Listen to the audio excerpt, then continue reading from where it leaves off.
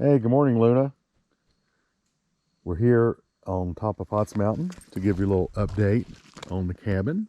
Lots happened, and there's a lot going to happen today. I have to move the truck in a minute. They're going to work on installing the power line that goes underground. But the biggest news is their siding, which had been here for a little while, maybe 6 weeks, is on the cabin now. So really, most of the exterior work is done. It's a matter now of paint and to get primer on it. We've been working a couple days to caulk up around the windows and doors and the screw holes, hoping to give it a long appearance. But it really has changed the whole look of the cabin now that the siding is on.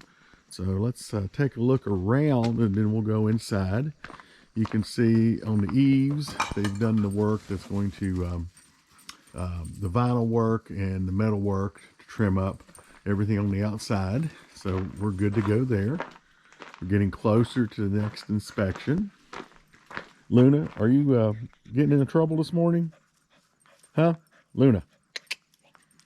Good girl. We pulled up to find a couple deer here, and she was pretty excited, wanting to go out and greet them. But here's the other side. As you can see, we have the siding on, the trim. I think they call that the belly board. We are getting really close. It really looks nice. It's going to look great once we get the color. Cassie and Teresa picked out a color that is a bluish gray. I'm never sure of the colors, but I think it's going to be, I think it'll be good. And then will be white trim, which will match the existing soffit material. So we are right here. Luna, let's jump through the window, honey. Come on. Come on. No, come on through the window. Come on. Come on, Luna. Come. You can get through there. I know you can.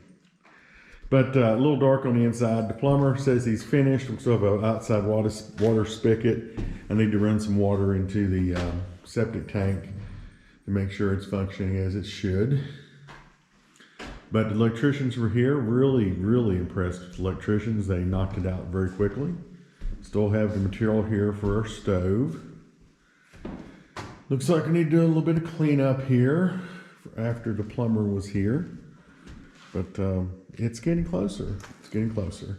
Today we'll be working on electricity. So what we're doing, and we'll step out here and take a look. That's what we're doing. There's some additional PEX. So I'm going to try to save enough additional PEX. I may, at some point, maybe next spring, I may do an outdoor shower. I don't know where, but I thought I would put something in that I could commission and decommission spring and fall of each year. So, all right, Luna, good girl, good girl, good girl. Okay, Luna absolutely loves her time on the mountain. This is her toy. It looks a bit realistic. A lot of people mistake it for a actual dead possum. But what's going to happen today, like everything else, it's additional expense, but I think it pays some long-term dividends. We're going to, the power pole you see with the transformer hanging, the power line will come off that pole, and then because of the rocky conditions, and I think most of you have seen how rocky it is here, the Craig Botetourt Electrical Co-op is requiring that the electrical be put into a conduit, and this is the conduit that I purchased at CMC. If you haven't purchased electrical conduit lately, just know it's right expensive. And we have a series of elbows and some glue to put it all together. So the goal will be to dig a trench that will the electrical line will go into, and that we will have the electrical line inside of the conduit, and ultimately will terminate up here at the corner of the house, and this will be a meter base. Like I said, this is quite a bit more additional expense, but it does help with the view. But more importantly, for longevity, it should be a connection you should not ever have to mess with again after it's buried in conduit. So we'll get back to you a little bit later today. Look for a lot of action. I'm going to try to caulk a little bit more. I would really like to crack open a can of paint and put some primer on, see what it's going to look like. So hopefully we'll get to do it today.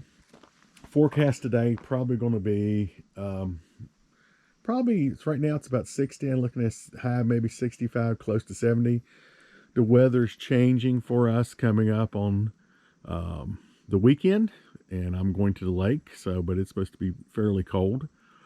Some cold weather, and first little chance, not quite down to freezing up here on the mountain, but close. You can see the leaves up here are at least 3 weeks ahead of Roanoke. We've got quite a bit of color change. Not anything super vivid, but more of the browns and some reds. But it's happening now. So we'll get back with you a little bit later this afternoon and show you the progress of the electrical line being buried.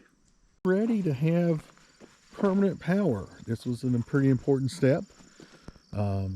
Should lead to greater reliability and be a little more scenic. We'll have a power line hanging off the house.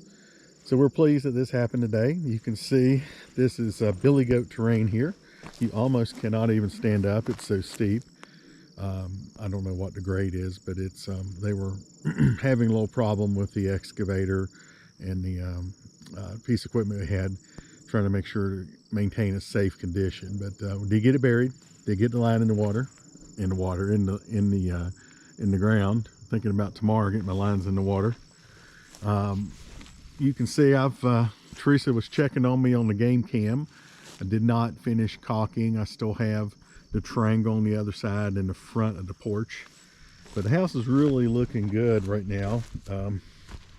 Winter is coming, and I know that I have got to get on this paint. I've got a couple events at the lake over the next couple weekends. I'm going to try to get here Monday, Tuesday, and Wednesday and paint hard, try to get the keels on it, and we'll see what we have from there. And then I know a couple friends have said they'd like to help paint, but you know, any friend to help you paint, that's a friend.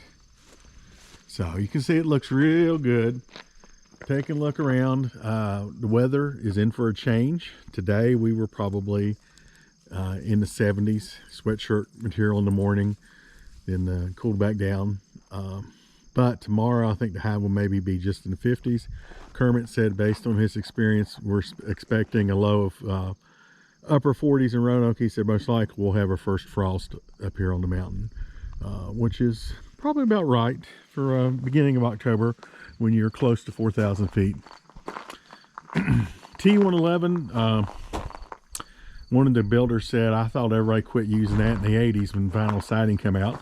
They probably did.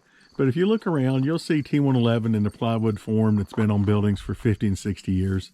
It's an aesthetic look that I wanted to have with the wood grain. I know it's a product that's going to require maintenance for forever. You know, it's going to have to be, you know, keep the paint on it.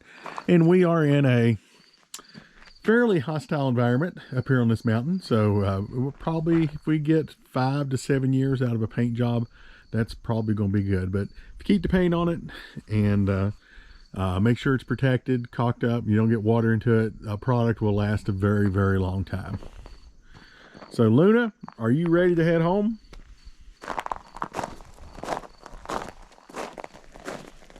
So the plan is next week, the weather forecast looks pretty good. It's a little bit cool, but I'm going to try to paint all that I can next week. Luna is going to doggy daycare, which she loves, I think. She doesn't really tell me she loves it. But till then, everyone take care, and we'll update you down the line.